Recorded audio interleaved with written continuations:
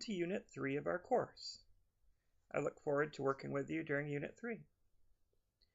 Unit 3 of our course touches upon three major topics in American history.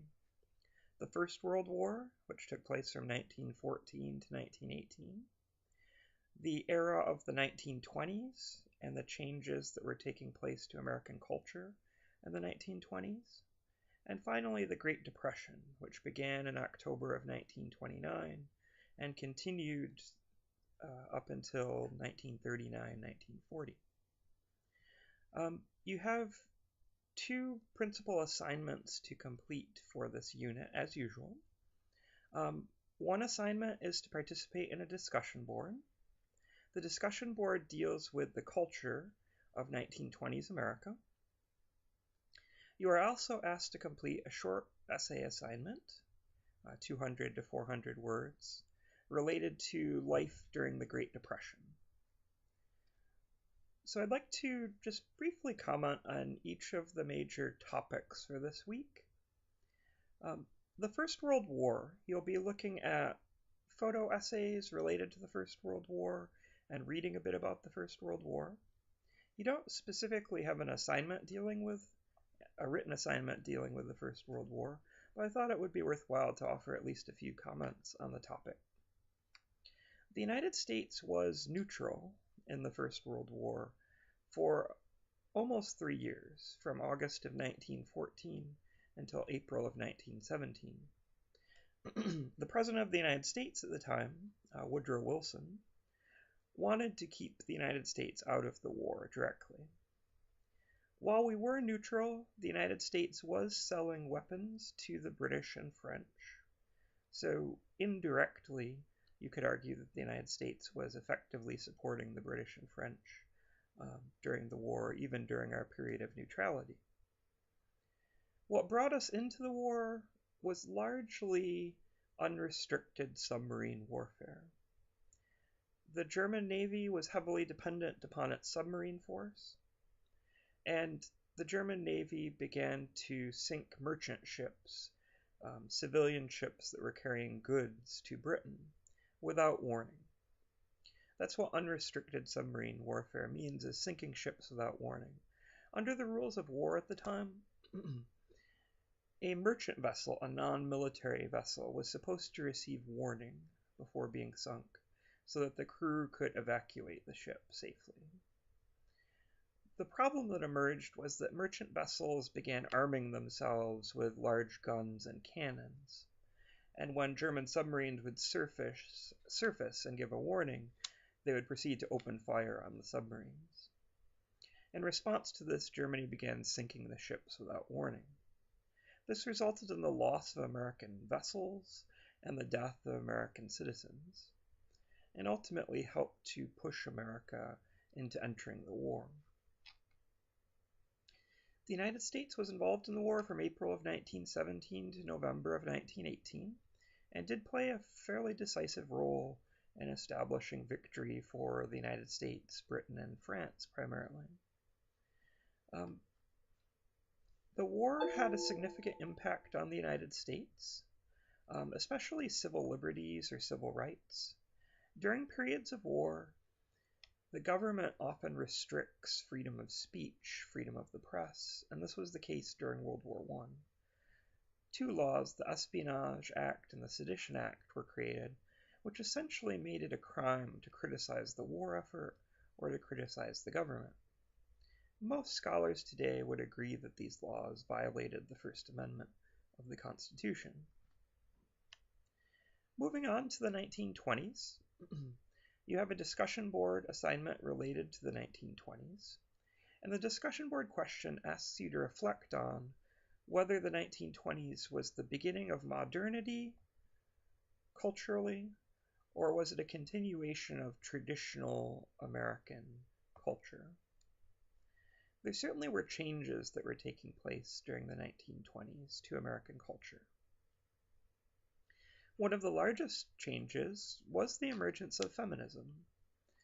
More and more women were entering the workforce in the 1920s. The areas that were most open to female employment at the time were the retail trades as well as clerical positions. Most of the secretarial jobs would be performed by women by the 1920s. Previously to that, it had largely been male clerks who performed these jobs. More and more women were embracing a level of economic independence during the 1920s. Many women were living independently, oftentimes living together with friends, with female friends in urban areas. There was a cultural shift as well. This is the era of the quote-unquote flappers, women who rejected traditional norms of behavior. They remained single, into their 20s, mid-20s, late 20s, which was considered unusual or uncommon at the time. They went out to dance clubs and nightclubs. The flappers dressed in ways that many found controversial at the time, smoked cigarettes, dated freely, and all of this pushed up against traditional gender norms in America. There also was, of course, the campaign for women's suffrage that had culminated in 1919. Women gained the right to vote with the establishment of the 19th Amendment. And a variety of cultural norms were being challenged. There was a movement to provide women with access to contraception during the 1920s as well. Emma Goldman and Margaret Sanger were involved in that movement. So there certainly were changes relating to the status of women that were prevalent in the 1920s. I would note that many American women continued to embrace very traditional values during the 20s. So there was a tension in American culture. Rural agrarian areas remained largely traditional in their cultural norms and practices. It was predominantly urban areas where you began to see the emergence of feminism and cultural transformation taking place. You also had a very large immigrant population in America in the 20s, and this population, largely from Southern and Eastern Europe, also tended to embrace much more traditional values, especially regarding the status of women. Other changes that were taking place, there were challenges to traditional religious beliefs in the 1920s. The theory of evolution was introduced into American textbooks and schools. There was pushback against this. In a famous case, the Scopes quote-unquote monkey trial, a teacher at a high school, a biology teacher at a high school, was put on trial for teaching evolution and had to defend his right to teach the theory of evolution. His opponents argued that this conflicted with religious faith, the idea that God had created the world in 6 days and all of the creatures on the earth. So there was a conflict between creationism and evolutionary theory during this period as well.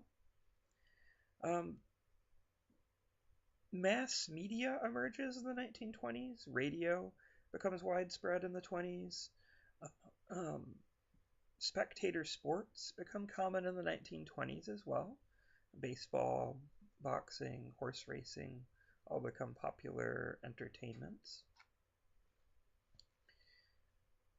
In terms of the Great Depression, the 1920s was a boom period in American history. The economy seemed to be flourishing. Many people were prosperous, many businesses were prosperous. But this came to a crashing halt in 1929. In 1929, the economy collapsed and entered a period known as the Great Depression. This was not the first Great Depression in American history. A depression is a more serious recession, essentially, a more serious economic crisis. We recently experienced a Great Recession in America. To give some comparison, during the recent Great Recession, unemployment reached a high of around 10 to 11%. During the Great Depression, unemployment reached a high of 25%. So 1 in 4 Americans looking for work couldn't find work. The stock market crashed and lost most of its value. Many people lost their life savings. Suicide rates skyrocketed, birth rates plunged, decreased dramatically. The United States would be in a period of depression for approximately 10 years, from 1929 to 1939. The president at the beginning of the Depression was Herbert Hoover. He believed that the economy would fix itself and there was no need to take any sort of dramatic action. This was, of course, incorrect.